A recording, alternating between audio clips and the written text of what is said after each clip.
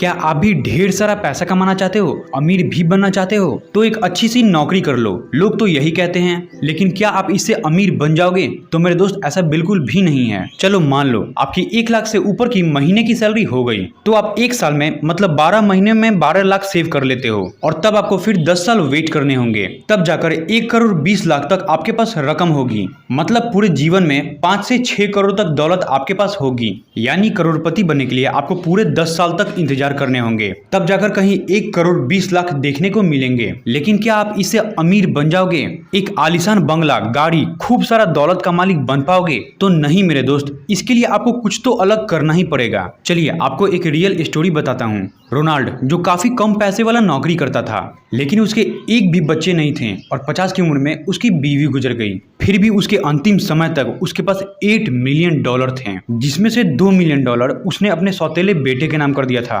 और बाकी के $6 मिलियन एक हॉस्पिटल और एक लाइब्रेरी को डोनेट कर दिया। लेकिन इतने पैसे एक मामूली सी नौकरी करने वाले रोनाल्ड के पास आया कहाँ से?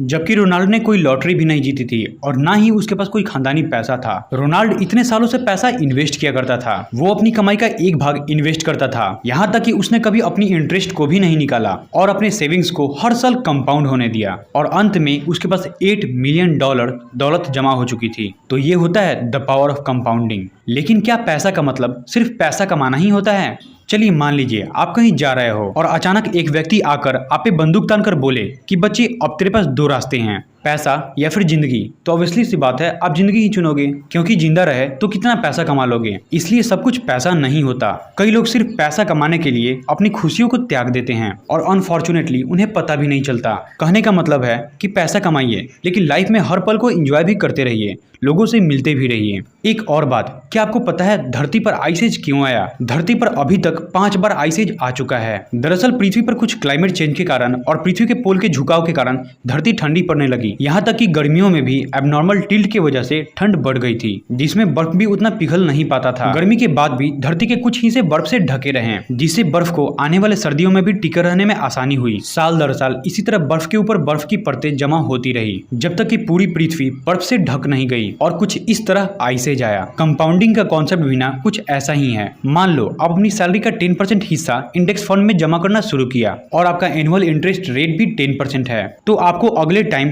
10% पैसा प्लस उसका 10% भी मिलेगा, यानी 110%। और हर साल आपको पिछले वाले रकम का 110% मिलता ही रहेगा। और अगर आप अगले 10 सालों तक इसे नहीं निकालोगे और ग्रो होने दोगे तो आप मिलियनियर बन सकते हो। वॉरेन बफेट और कई मिलियनियर्स एंड बिलियनियर्स भी इसी कंपाउंडिंग के कॉन्सेप्ट को अच्छे से समझते हैं, तभी तो आज मिलियनियर हैं। अमीर बनना और अमीर बनने रहने में बहुत फर्क होता है। पैसा कमाने के लिए आपको बाहर निकलना पड़ेगा, रिस्क लेना पड़ेगा, लेकिन पैसा को बरकरार रखने के लिए आपको हम्बल बनना पड़ेगा। तो मेरे दोस्त, पैसा कमाना बड़ी बात नहीं, पैसा कमाने के साथ साथ लाइफ को अच्छे से जीना और रिश्तों को बरकरार रखना, ये बहुत बड़ी बात है। Keep smiling and thanks for watching. आप पैसा कमाने के लिए क्या करते हो, कमेंट्स में बताओ।